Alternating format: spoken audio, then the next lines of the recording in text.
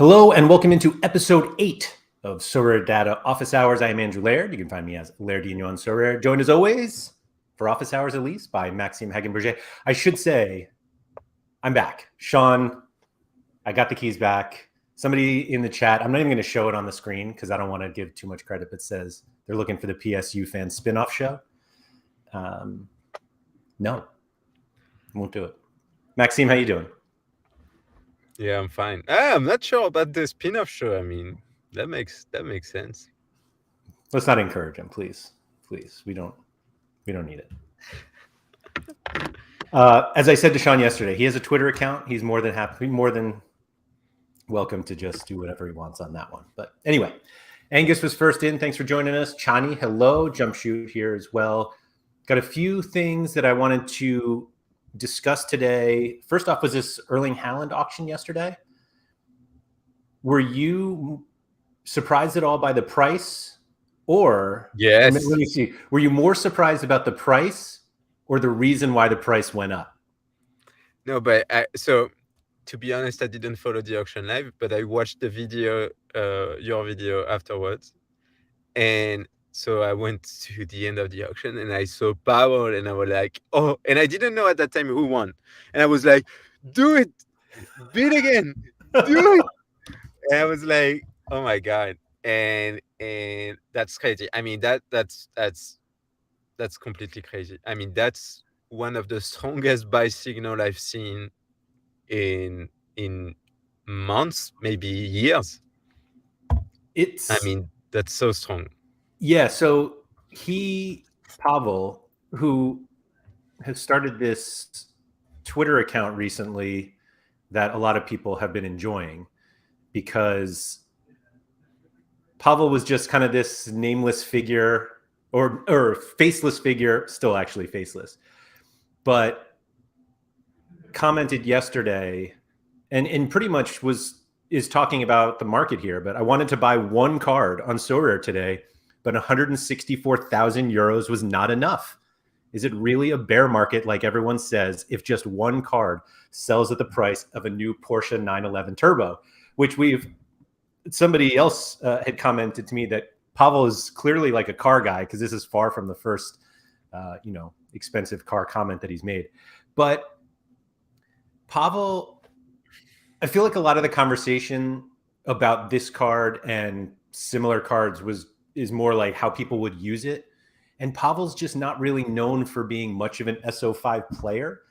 And so you would have to think that Pavel, who is the biggest trader on Sorare, at least in terms of volume, thought that 164,000 euros was less than he could sell it for at some point. I don't know what his time frame was, but like you said, that's like a pretty optimistic view on Sorare if you're willing to spend that much money on a single card, right? Yeah, but the tweet is like, so by the way, Andrew, I've uninstalled Twitter from my phone and I'm trying to see if it benefits my mental health, and I think it will. But I mean, yeah, it is a bear market, Pavel, because look at everyone's valuation, right? It is a bear market. Like volumes are low, valuations are dropping every single day. So yes, it's a bear market, but the unique market is definitely a different market than everyone else's market. Like even super rares are affected by the drops recently. Like Haaland is now a 1.5 ETH card. I mean, that's it doesn't make any sense. Well, no, it's not that it doesn't make any sense, but it's like if you do like 1 year on the Erling Haaland price graph, you will see that it is a bear market. So I mean, it feels like Pavel is confusing two things. But yeah, I mean, that was to me, it's a great signal, because I think that there was much speculation about what Powell was doing on the platform. To me, it looked like he was trying to exit by getting more liquid cards than he had. and it looked like Powell was going to exit, but like going that big on Erling Haaland unique probably means that he's trying to, I don't know, maybe change strategy and try to like acquire uniques and go big on the unique market and play SO5 more seriously. But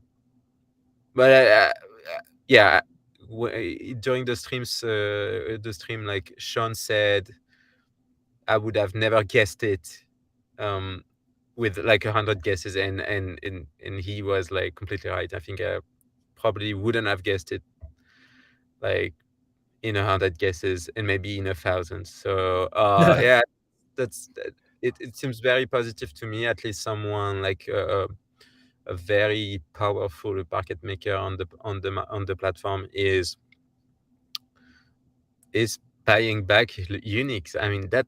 And like Unix is also a representation of the brand. I mean, like people buying Unix mean that they believe that the card will actually get more and more value as the how do you say that, as the platform progresses and evolves. So I mean, that's pretty positive to me. Yeah, I agree. I think it is difficult to use what happens in auction in uniques to give any sort of indication of what is happening. Like we had one person with a gallery value at around $2 million competing with somebody who had a gallery of like 3.5 million.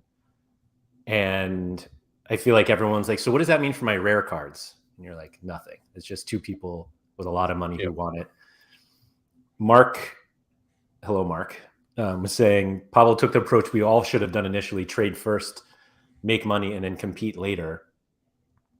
I don't know. Like I've always said that I think trading is the most profitable way to play Sorare. It's riskier. It's not fun, or at least I don't find it fun. But I don't think we're really going to see some sort of strategy change from Pavel. I think he's still going to say, I'll give you 60 to 70 cents on the dollar for your cards and I'll resell them. But I don't know. It's just going from, and we're showing here that like the Julius Randle, but like this Jonathan David unique was his most valuable football card. And to go from that to potentially spending, what was the total ETH? 80? 89, 60? I think 86. Yeah. So he bid 83-ish. Like, oh, he did go 86. I guess was the max bid. Like to go from Jonathan David to like, oh, well, yeah, I'll just spend 86 ETH on another card. Like seems like, I don't know. I still have no idea how I feel about it or what I think. I don't think it tells us anything other than Pavel's sitting on a bunch of ETH. So yeah, I don't know. Yeah. But I kind of agree here with Metal Gear, though, that he would have flipped it for 3 or 4 ETH and would have been fine. Like had somebody, if somebody came in. But no, I don't know. I think that especially when you see that Haaland was sold on the secondary market for 76 ETH, like 22 days ago. I mean, you're not doing that to flip it. Like the Haaland auction is so like important, and so everybody on the platform knew about the Haaland auction. Like not everybody, but like every big buyer and every people like susceptible to actually buy that card was like on the platform, and was aware at least that it was going to happen. So I think like paying like 10 ETH more than, and so $50K more than the previous sale does not mean that they're trying to flip it. I mean, that would be a very bad decision in terms of like if you're trying to flip it, I think. Well, I don't think Bambi's looking to flip it. Like I think Pavel is the only one who would buy it to flip it. And I only say that based on his entire existence on the platform has been here to buy things and sell them for more. And because we were talking about, because Pranksy was bidding up to 75 ETH and then stopped. And I sort of brought up like if somebody offered Bambi 90, does he take it? And the answer was like, no. Like Bambi probably needs that card more than the others. But I do kind of feel like Pavel might do it. Just a quick 4 ETH and he just goes about his day. I don't know. I still don't know. Yeah, I'm not sure. Yeah. But yeah, so the big winner today wasn't Bambi, it was GR Duke. I guess so, yeah. Yeah, I mean, to me, he was. I thought you were going to say they were Sorare. the big. No, yeah, I mean, so obviously, but no, to me, GR Duke is the winner here. It looks like And Josh is saying the same thing at the same Yeah. time. I mean, minds are connected.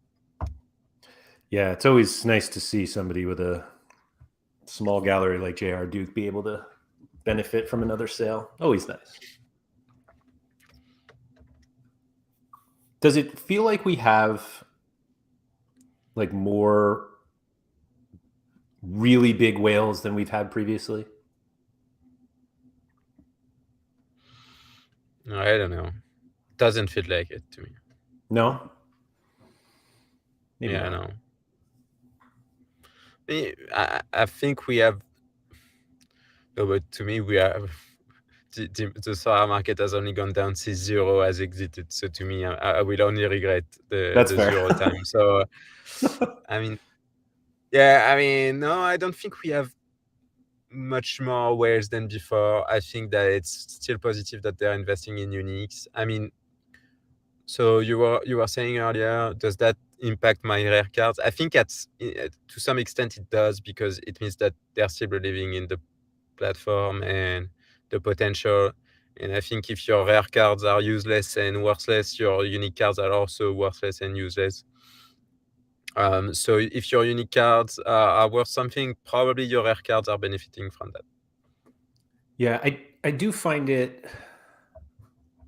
not like a paradox. I don't know what the word is, but for the market going down and a number of users who are feeling negatively because of that,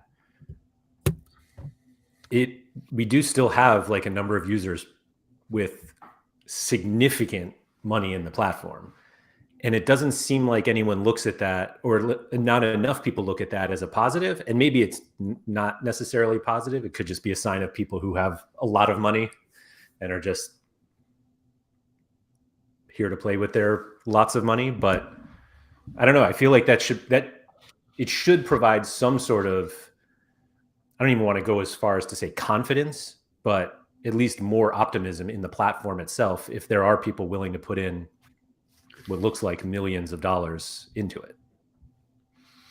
Yeah, I mean, anyway, Sorare is a seasonality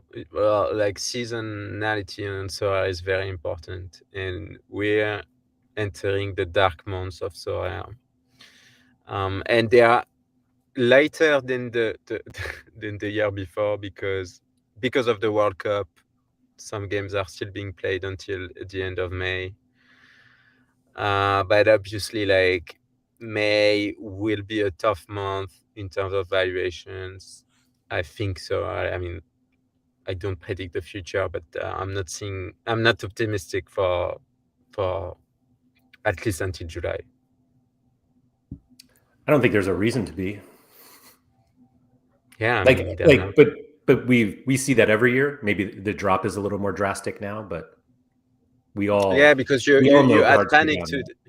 Yeah, you had also some panic to that. People like panicking, saying, "Oh, I need to get out now," and probably the same people will get back in June or July and are like, "Oh, that's cheap," and they're going to, like, maybe. But like, July and August mean new season cards, and so you're flooding the supply again with so many new cards. So you have to be ready for that also. So I mean, yeah, I did a small experiment with the French community back in January, and I've sent a Google form to the French community and said, forecast where we will be in 6 months. And I think that a lot of people will be way off in terms of, like, users with a single NFT, like pricing points and stuff like that. I think that it will be very interesting to see the results, because that will be like the people will be completely off. Yeah. Is it just that everybody was positive, or just they weren't negative enough? So how many? Wait, 236K. I think like most people were, I don't know, around like 290, 300, and there's no way in 2 months we get to that number. I think we will get probably to 250 or something. And yeah, also in terms of valuation, I think like I can get the overall feeling like for you. Like I've asked like what would be the valuation of like what would be the last auction for Kimmich, for example, Kimmich Rare. And let me see. And like people said also for Doncic Limited also asked that. No, so I asked for Kylian Mbappe's limited card in June 2023. What would be the last auction? And most people said like 1,000 euros, like 1,100 euros, for example. Like that was most people answers. And I mean, no one is close to actually 500. Like no one. Like I mean, let me check. Some are like 800, 850, 750. I have one, but like we have 279 answers, and I think no one is close to that price point. So I mean that tells you a lot about like the market sentiment like in January and where we are today. Do you think it's a positive, not a positive, of course, but theoretically the Mbappe limited is the most valuable limited card? Yeah, I think Haaland is close, but yeah, Mbappe in terms of like star power is probably better than Haaland, yeah. Yeah. And so what does it say when the most valuable limited card is roughly 400 euros? Because I feel like if, like when limited cards launched, so that's almost 2 years ago, it'll be 2 years in August. Do you think the goal was that the most expensive limited card would be less than 500 euros?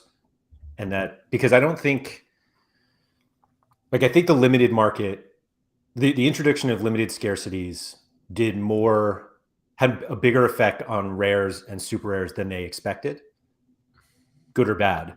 But I feel like it's reasonable to say we are going to come out with a new scarcity, and if 500 euros was the most expensive card, then we accomplished what we were trying to do in terms of allowing more people to play at a lower dollar figure.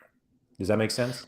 Like, I'm not sure that $3,500 was ever reasonable for your least scarce card as in terms of a upper price. Yeah, but I mean, I think the whole limited situation and decision of like going to limited was driven by the fact that they were missing some key licenses, right? So, so that was summer 2021, right? And so they had like some French clubs. They had the Bundesliga. They were going to announce La Liga in September 2021. Didn't have Serie A unless like Juventus, maybe Napoli at the time. But I think the Napoli deal was like maybe in 2022 it wasn't active or something. They had K-League, J-League. They had MLS, right? Yep. They had MLS Players Association. Yeah, so they had MLS. And I think that's pretty much it. And then they went on a frenzy and added so many new licenses. Like You have like Austrian Bundesliga, so Serie A, most French clubs. Obviously, in 2023, the Premier League. You had like Eliteserien, Eredivisie. I'm not sure they had like the Dutch first division at that point. They also had the Jupiler Pro League. But what I mean is that they had few licenses. They had good licenses, but the problem was there were so few like amazing cards. There was Mbappe, there were Bayern Munich at that time, PSG, and then that's pretty much it. You probably had Ajax at that point. Mm-hmm. And so if you wanted very good cards, you needed those. You needed like Tadic, you needed like Mbappe's or Neymar's or Kimmich and stuff like that. And so those cards were very expensive, right? Because they had to. They were the biggest cards in the game. And so they launched limited because the price points for rares was too high. And also we were in a bull market. Remember that, like, I mean, people loved NFTs at that point. And so they were like, okay, let's make more revenue, like double our revenue because limited cards will be so popular. And so like there's going to be so many limited cards that we're basically going to make the same money than rare. So, I mean, on paper, it looks like amazing, like in terms of revenue. And that's how you get to 150 million, right? In 2021. But the problem is you keep adding licenses and the user base is not growing as fast as it should to actually like acquire the cards that you're selling. And so probably they shouldn't have released limited cards at that point. I mean, it's simple to say that, like, it's pretty result oriented and stuff like that. But it's probably better to increase your supply thanks to licenses than because of a new scarcity. And I mean, the fact that Mbappe is so expensive at some point is because there's not enough competition also for like in February 2022. It doesn't make sense. And so you added so many licenses, so you added so many cards, you increased your selling supply so much that, like, if you don't have the users like trying to buy those cards, and the whole market is being like the selling pressure is so high, and then your prices drop, and yeah, I think that now to get back to prices like at least like go back to 1,000 euros Mbappe, that's a lot of work. That's really a lot of work. So Jacqueline said 400 euros isn't cheap. Even 40 euros isn't cheap for newcomers. It's more beneficial to have it at 4,000 for inspiration. So I think like 400 euros for the best card, I don't think is that. I think that is cheap. Like I don't think you can build a game that has a good number of users where the most expensive card is $40. Like I don't think everybody should come in and be able to buy the best card. And so that's why I tend not to have a problem with that. $1,000 Mbappe for limited, I think, sounds reasonable.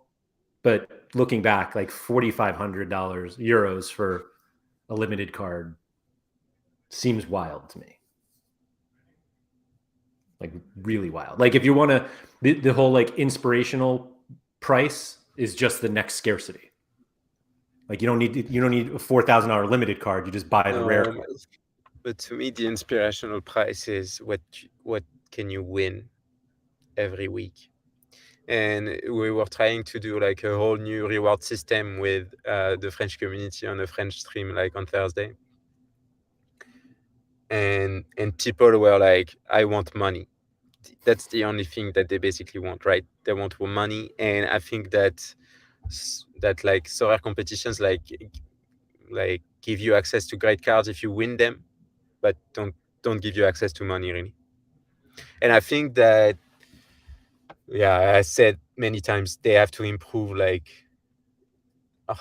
like they have to improve the percentage of people saying yes to the question, are you satisfied with your reward?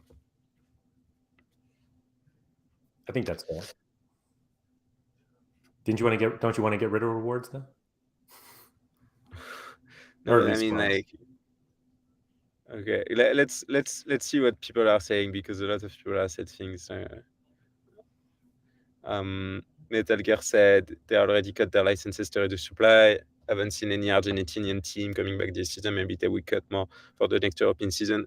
That goes along my, like, why do you release second divisions? Like, I mean, I don't think there's ever been a conscious effort to cut licenses for the purpose of reducing supply. Yeah, that's I think that's fair, and I think that makes sense. But like, second divisions were released like way too early to me, but yeah, I think that had a much bigger impact on the game than they thought. Yeah, and I think they were like, oh, but the guy from Rodez in France, the club is like 16th in the league. He will buy a Rodez card. They're like, who cares about that, really? Like, I mean, I think you want to get to the top licenses where you have the best players, and then add some more. But when you have like enough users to actually do that. But again, I like Nicolas said when on the interview the other day, he said like for NBA, MLB, for example, those deals only happen every like 5 or 6 years, and you want them, and that's it. But like for Bastia, for the League 2, for La Liga Smart Bank, really, I don't really think that these deals, like these deals happen every year if you ask them. So I think that, yeah. And missing out on them, also, missing out on those deals isn't killing you. Yeah, you don't really care. So I don't know if it's Nepenthe, or I don't know how to pronounce it really. Clips. Okay, so that's another channel. But it says, does the low price of limiteds not impact rares too, though? If you have a rare worth 400 to 500, and with that you can build 3-5 incredible lineups, limited lineups, that's a better play. I mean, I don't know. I don't know if that's the low price of rare that impact limited. I don't know. I don't really know. That would be very interesting to see, but I don't think that these two markets are connected that much. I don't really think. I agree with that. I think we really want them to be connected because it's the same picture but a different color, and one has more. But I think that the price correlations between scarcities it's not broken, but I don't think it's what everyone thinks it should be. Because everyone's always like, oh, why aren't rares 10 times more? And it's like, well, there's a lot that goes into it, which is why rares or super rares are not 10 times more. Yeah. I don't know. And I think like that was one of the first things I thought about Sorare when I entered the game, is like owning a super rare is so powerful because you have 10 times less than rares, right? And the problem is that they never built their SO5 competitions based on that fact. And so like super rare competitions are not 10 times more interesting than rare competitions, and that's the whole problem also. But I think like if there's a correlation between two markets, I think it's between rares and super rares, because I know a lot of players that are actually like saying like I don't buy a super rare card that is more than 3x or 4x the price of a rare card. But obviously for very good players that can be different. And that multiple is going up. Yeah, like the threshold, certainly the increase in the super rare 240 threshold has absolutely made super rares more desirable, and therefore people are certainly willing to ask for a lot more. And it only takes one person to be like, okay, I will pay 6x, and then all of a sudden that's what everyone thinks it is now. Chani says, I don't understand why it needs to be cheaper. Why don't we just accept that if you want to play the game, it's going to be a significant investment depending on your budget? So I think that the reasoning behind like adding more licenses is that you're going to have like different price points.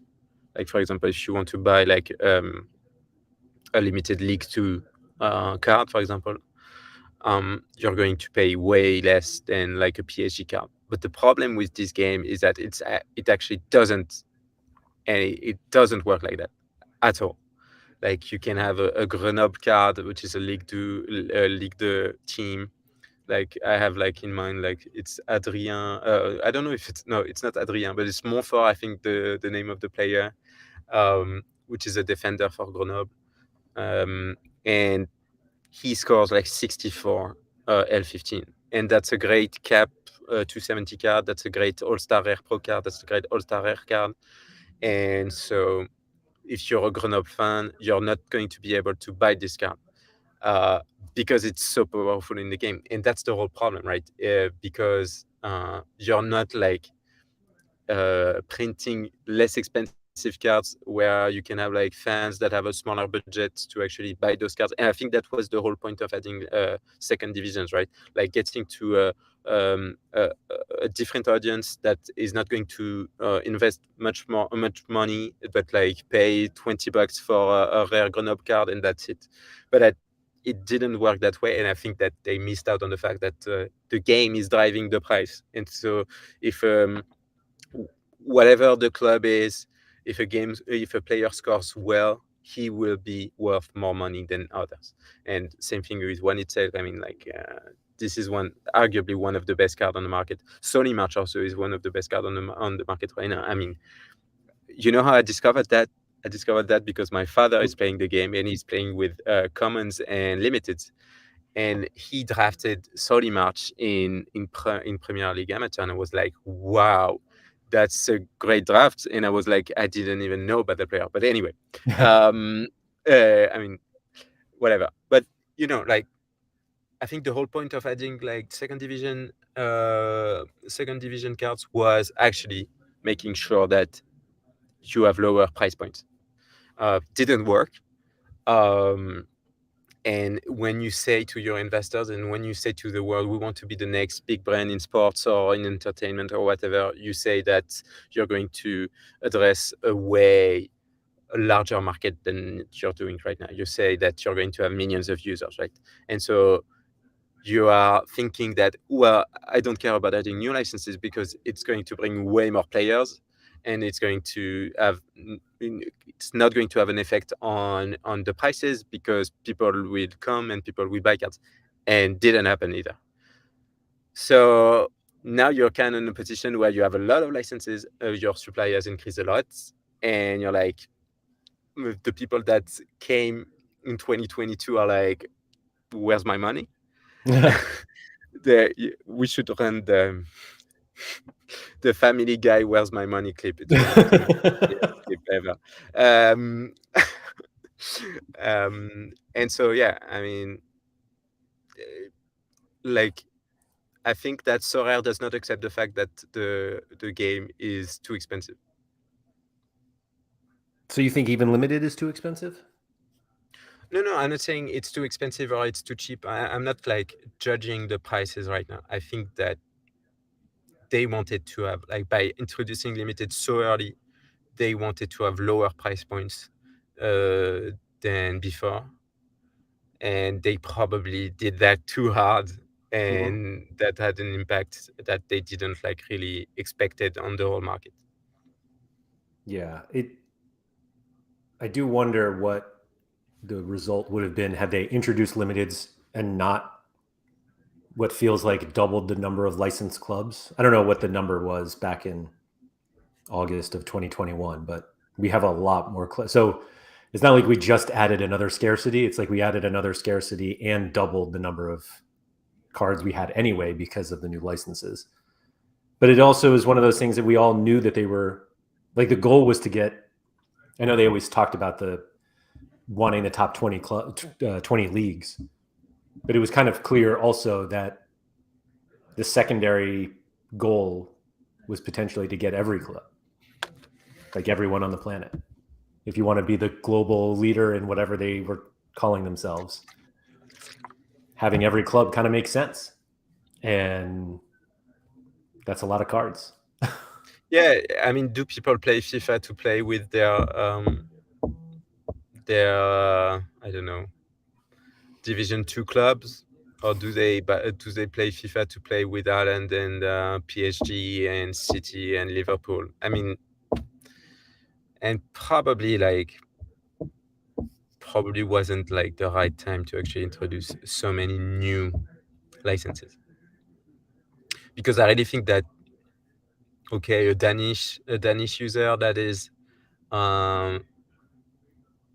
rooting for a Danish club, it does not really care about the fact that that his club is on the platform or not.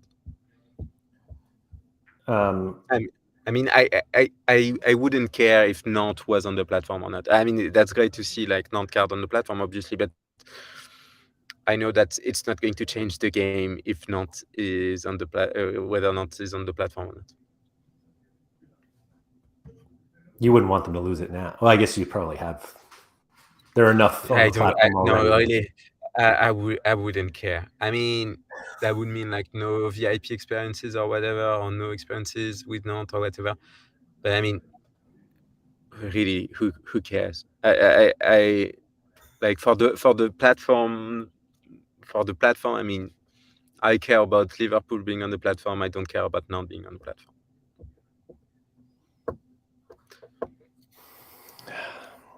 I guess that makes sense. We just need to find a bigger Nantes supporter. That's all. Mark says, I agree with Shani. There's no need to have it cheap to play. Not everyone has the money to buy a card. Is it the duty of the card manufacturer to try and reduce the price? I mean, it's not necessarily. You don't even drive. So let's not even. No, but it's not necessarily cheap. It's sustainable, right?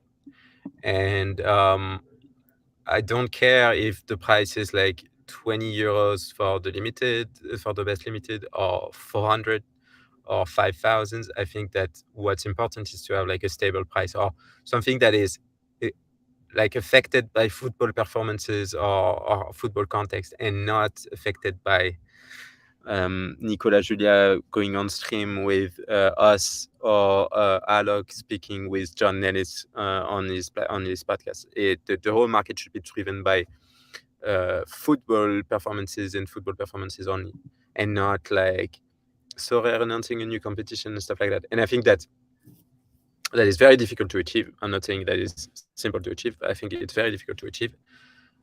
But yeah, if you have like a sustainable 5,000 euros price, I mean, that's the price and that's it. It doesn't have to be cheap, doesn't have to be expensive. It has to be sustainable.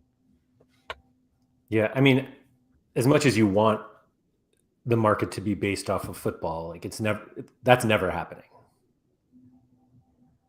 Like there are always going to be outside factors that allow people to put in money. If it's easier to get money and then use that in your game, like that's. But what outside elements? Well, I mean, just a global economy struggling means less people have money to spend on JPEG. That's going to push their market down. No? Obviously. No, but obviously. But I think that's completely out of Sorare's hands. Yeah, no, surely. But I think the drop we are seeing is not because of the global economy. I mean, it probably has an impact on things, but the global economy did not do like France economy did not divide by 5. The performances did not divide by 5 in the past months or so. I think that you see less players, obviously, okay, but that shouldn't imply such a big drop. And yeah, I mean, and like changing a bit of subject, but I don't know. I don't think we discussed that together, and that's something I came up with the French community during our stream on Thursdays, and my proposal to restore market sustainability and tier zeros being worth way more than right now is introducing floor divisions that are twin divisions to cap divisions, And the how would that work is that you would have like cap 220 and let's say floor 280. And so to enter cap 220, you have to have a team that does not like go above 220. And to enter floor 280, you would have to play a team that has at least 280 points.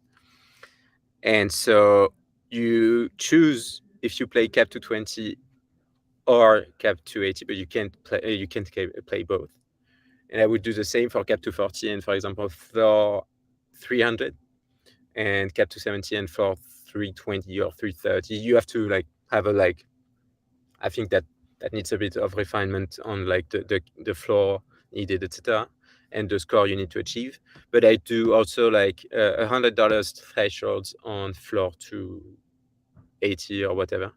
And so you can't play cap 240. You have to play floor 280, or you can play cap 240, but you can't play floor 280. What's the reason to stop you from playing both? Sorare telling you you're not playing. Yeah, but what's the benefit? Just them giving away less money? I mean, either you beat the game with a big lineup, either you beat the game with a scouted lineup. But why wouldn't you want me to buy more cards so I could try to beat both? Because I don't want to give you $150 every month, every game week. Yeah, that's why you take 5% of all of my secondary transactions. But why you're doing that? Because you make sure that tier 0s and tier 1s are played in that division, and you make sure that tier 2s, tier 3s, and below are played in the cap 240 division. So you give utility to play to people, like to cards for people wanting to scout and wanting to get that $50, but like trying hard and scouting and trading and stuff like that. And you get the opportunity for a shot at $100 to people that have large galleries or people that want to buy only great cards, and you say get a shot at $100 every game week. I still don't know why it needs to be, why you would cap, and not cap, but like why you wouldn't allow people to enter both. Like, I don't see like, isn't the reason for offering? I don't want to. I'm sorry, I don't want to give $150. Yeah. Every game week to someone. Obviously, it's not going to be every game week. Obviously, you will have like a 25 to 30% success in those divisions. But like, I mean, it's way better. Well, it's not way better, but I think it goes pretty much to this like to the same expected value, not pretty much the same expected value, but like a bit higher than cap 240 and a bit lower than the previous All-Star rare threshold. But at least you're giving T0s and T1s like a return, like a beat the game option, which is completely unavailable today, and it's why it's so bad.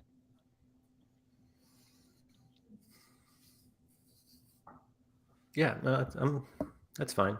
I love more game modes. But yeah, I think we need like more. I'm also the person who like prioritizes the threshold now. So that's why I'm sitting here like, no, let me take both. Sure. Because like if you think that you can extract more value from ETH right now than from cards that you would want, obviously you want to choose money. But I think that like raising to $100 like for that division is going to be paid back by the number of cards you will be selling in tier 0s and tier 1. And I mean, if prices don't go up with that perspective, I mean, we are screwed. I mean, I don't think that like we have a chance. We know that. I mean, there's plenty of evidence that's basically, we saw them open threshold for super rare and unique, and people were buying cards to enter it, and then they increase them, and it seems like the rare to super rare or super rare to unique or rare to unique multiples are going up because people like that. So I don't think there's any I think it's hard to doubt that if you offer more opportunities to win ETH, people are going to buy cards to do it, to compete. And the more people who buy cards, the higher the prices go. So sure. Yeah. But I feel like we're just here like, just give us more ETH. Which no, not necessarily, because I think that, okay, so I don't think that, so let's say Sorare gives every game week 500K, right? It's not the right number, but let's use that. No, let's say 1 million. Let's say 1 million, right? Okay, so they give every game week $1 million in prices every weekend, and 500K every midweek, right? So they're giving away 4 times 1.5 million. So they're giving 6 million every month, right? So if primary market volumes are 60 millions that month, I don't think that it makes sense they give 6 millions. And I don't think that makes sense they give away 6 millions if the primary market is like 5 million that month. And so I think there should be a correlation between what they make and what they distribute. I think that's a lot of people were expecting that with secondary market fees. That when I remember Also, when they that introduced, they would give back a percentage of, no way. excuse me. I remember when they launched for MLB and NBA, and everyone who is just on the football side was like, well, it's not coming here.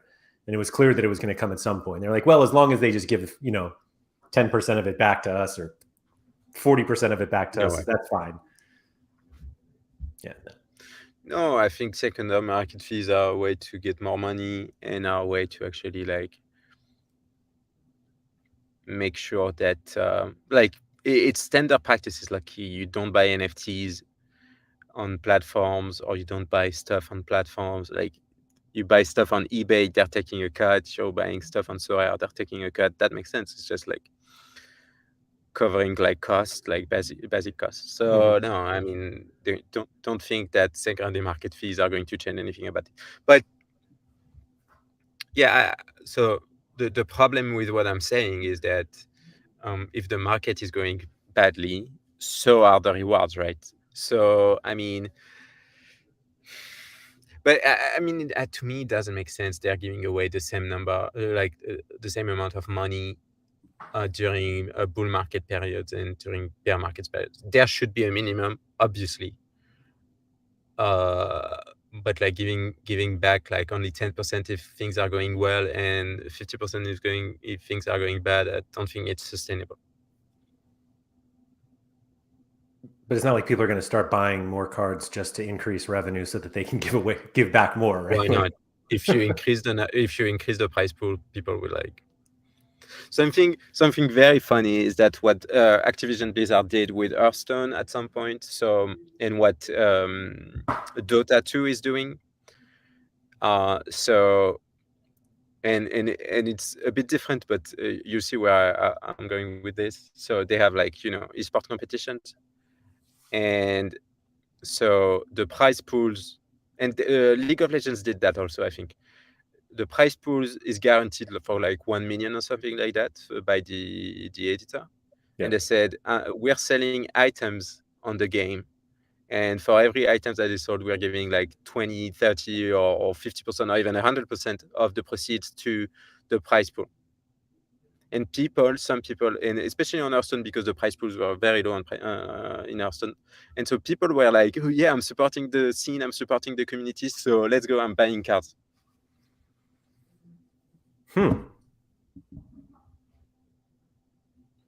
And Powell will be able to say, yeah, I'm spending a lot on auctions right now, so you're getting some of my money back in SO5.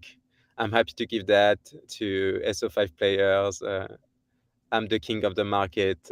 Thank me, guys. So, but no, but I think like it's what like I think DFS is basically doing that, right? Yeah, but most of the DFS platforms are just stepping stones to sports books, and so they have like they're basically advertising budgets for the sports book. Yeah, but they do that because it makes sense, right? Yeah, but I I'm mean, saying like you're using DFS as a way to push you to a more profitable I product, get that. and Sorare doesn't have that. But sports books are not very profitable. I think they're more profitable than DFS. Okay, because sports books are like in France, it's a bad business because like taxes are very high and like your margin is so small. Yeah. And on some like bets you're losing tons of money. No, so yeah, I mean, yeah, I think like on rewards they have to increase the customer success on rewards because it's so low right now, and I think it goes by like implementing the floor divisions. I think any new game that increases, or any new mode that increases strategy is positive. So sure, why not? Strategy and player revenue, right? That's right. Everybody wins. Not meaning everyone wins a reward, but users and Sorare. So one of the other things that people brought up with the introduction of market fees, which we still don't have, and we have no indication of when they're coming. They're just like, we just know they're coming at some point. What, like, I remember, was it AJ? Might have been YNWA, one of those guys, was talking about improvements that they want to see to the secondary market that in their mind are being paid for by secondary market fees.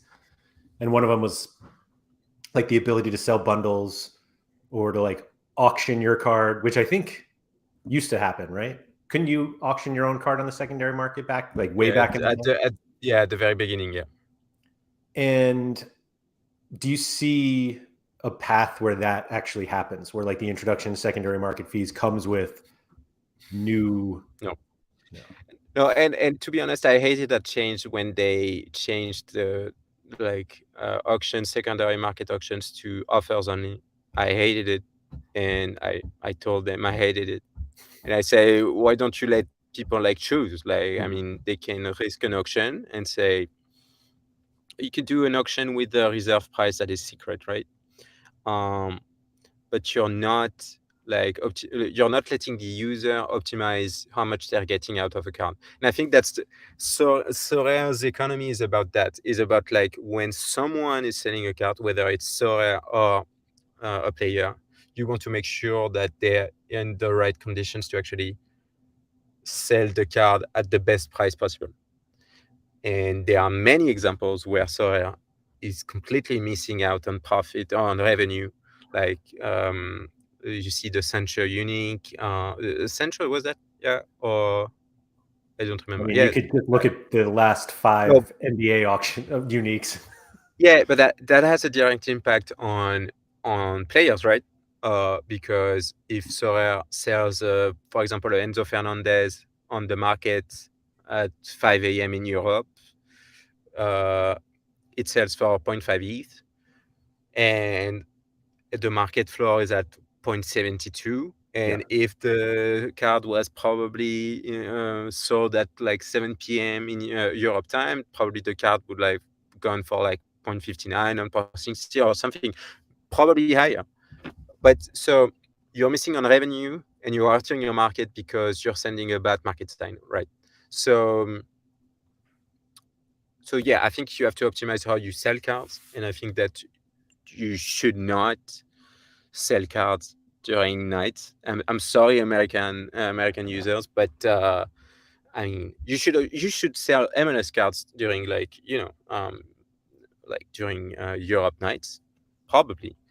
But you should be able to say, I'm confident that when this card is going to be sold, this is the best time, or at least the best range of time that is going to happen. And so same thing for secondary market. You want to give tools to managers to be able to list their card and get the best price possible. And I mean, you could argue that, yeah, but people are paying too much. So, or since people are selling at the best price, probably people are buying at the highest price possible. But that's also making sure that when you're going to sell the card, you're going to be able to sell it at the best possible price, right? Right. So I like auctions with reserve prices. I like Dutch auctions where you say, so it's going to follow a curve, and you click on buy and you get the card at that time. I love Dutch auctions for certain types of cards. I think auctions are great, but I think the more options you give to users to actually sell your cards, bundles. If you want to sell cards in bundles, that's fair. I mean, you should be able to do that. You should say, oh, I'm selling a five player, like I'm selling a Champion Europe lineup, right? Yeah. Yeah. For 1 ETH, for example, you're probably missing out on like 20% or something, but you're increasing like the liquidity also. But yeah, bundles probably are not like a way to optimize how much the user is going to get back on their cards. And so that's why it's probably not the best option. And you can probably do that on the direct market. You can say, I'm selling those cards on Twitter. You can say on Twitter, I'm selling those cards. Give me an offer, and that's it, and I will answer to that. So I think like what they should do is at least improve the possibilities to make sure that you're going to sell your card at the right time. And that's probably going to happen through also changes in the way you display cards, probably the way you're selling cards on the primary market also. So yeah, but I don't think any kind of like improvements to the secondary market is going to happen like anytime soon. Do you know why we're capped to 10 cards per offer? Yeah, I think that was the technical limitations that like went along. And I think that, and I already told them that because at one point, like we were advertising gallery sales on SorareData at some point, and like there some galleries were sold through those advertisements. And at some point, someone told me like, yeah, but if I want to sell like 100 cards, I have to do like 10 offers, and I don't know if the guy is going to send me the money, etc. And I was like, okay. And he was like, can you get the ETH for me and like act as a third party in the deal? And I was like, no, I don't want to do that. And so you should be able to sell like 100 cards in one transaction. I don't think that the technical limitation still applies, and I think that they should make that change. Yeah, that one always seemed weird to me. And I mean, it's been a while, but I do remember seeing it was right on the front page of SorareData, like anybody who was selling their entire galleries. We were exploring ways. Oh, I was exploring ways to make money. And look at us now. Here we are. Still looking for money. The Metal Gear saying the auto bid makes the time thing not as prevalent now, meaning like you can just auto bid your way up. But yeah, no, so that's it. That is valid, that it kind of like changes the situation. But it's probably not going to be the optimal price though, because in so many auctions I was like, okay, my limit is X, and I went multiple times, twice, 3 times, 4 times over my limit, right? Yeah, and so whatever we guess our max bid is never the max. Yeah. So I mean, auto bid is fine for like protecting users from themselves, right? And that's fine. And you can also like participate to an auction that you don't see, right? But I don't think it really solves the issue of like selling the card at the right time, because you want to be able to say like, let's say like Sorare players are on the Sorare platform like between 6 and 10 local time, right? And the peak usage is around like 8 p.m. in Europe, for example. you want to be able to show these cards at the right at this time, so they can buy those cards at that time, because you know that they're going to see them. And if they are being sold at 5 a.m. In the morning, they're probably not going to see them unless they really want them.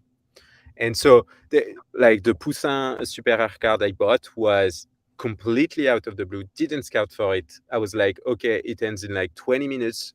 Why not? And yeah, I think that like by looking at the data, you can improve the way you're selling cards today. Yeah, I mean, it just provides like a regional advantage, but maybe that's fine. Like regional advantage to the regions where you live and where the leagues are, meaning.